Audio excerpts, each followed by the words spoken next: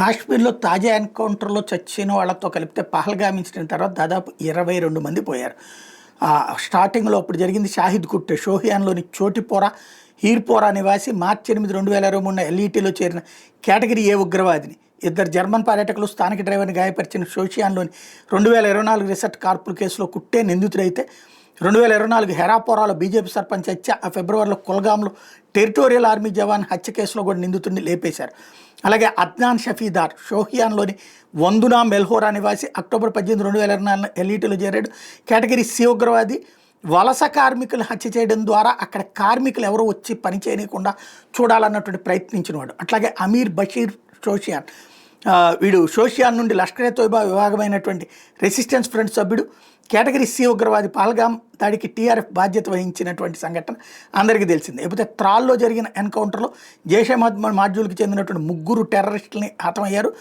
ఆ ఉగ్రవాదులకు సంబంధించినటువంటి ఇష్యూస్ అన్నీ కూడా బయటపడినటువంటి పరిస్థితి. అందులో పోయిన వాళ్ళలో ఆసిఫ్ అహ్మద్ షేక్ వచ్చేటికి అవంతిపురా జిల్లా కమాండర్, కేటగిరీ సి, ఏప్రిల్ 18, 2020 నుంచి క్రియాశీలకంగా ఉన్నాడు. అమీర్ నజీర్ నాని ఏప్రిల్ 26, 2024 నుండి క్రియాశీలకంగా ఉన్నాడు. కేటగిరీ సి ఉగ్రవాది వీడు. యావర్ అహ్మద్ భట్ ఆగస్టు 26, 2024 నుండి క్రియాశీలకంగా ఉన్నాడు. కేటగిరీ సి ఉగ్రవాది. ఈ కేటగిరీ సి అంటే డైరెక్ట్గా రిక్రూట్ అవుతారు, వీళ్ళకి ఇంకేమీ ఉండదు, డైరెక్ట్గా వీళ్ళకి ఏం పేరు చెప్తే అది చేసేస్తుండాలి. అలాగే ఎన్కౌంటర్ 4 వచ్చేటప్పటికి ఆపరేషన్ మహాదేవ్లో భాగంగా జరిగిన ఎన్కౌంటర్లో ముల్లార్ గ్రామంలో 3 లష్కర్ ఏ తీవ్రవాదులు హతమయ్యారు. సులైమాన్, అఫ్ఘన్, జిబ్రాన్లు వీళ్ళు పహల్గామ్ మారణ హోమానికి కారణమైనటువంటి వ్యక్తులు అన్నటువంటిది వాళ్ళ దగ్గర దొరికిన ఆధారాలు, వాళ్ళకి సంబంధించినటువంటి మొత్తం విషయాలతో బయటపడ్డటువంటి పరిస్థితి. ఓవరాల్గా షోపియాన్ జిల్లాలో కెల్లార్ అటవీ ప్రాంతంలో 3 కీలక లష్కరే ఉగ్రవాదులు హతమయ్యారు.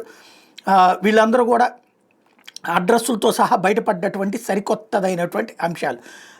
ఇప్పుడు ఓవరాల్గా చూసుకుంటే తీవ్రవాదుల్ని వెంటాడి వేటాడటం అనేటటువంటి పాయింట్ మీదన సీరియస్ కాన్సన్ట్రేషన్ చేస్తుంది సైన్యం. తీవ్రవాదం మొత్తాన్ని అంతం చేయాలంటే ఏ తీవ్రవాదైనా సరే అక్కడ బ్రతకడానికి భయపడాలన్నటువంటిది వీళ్ళ ప్లాన్.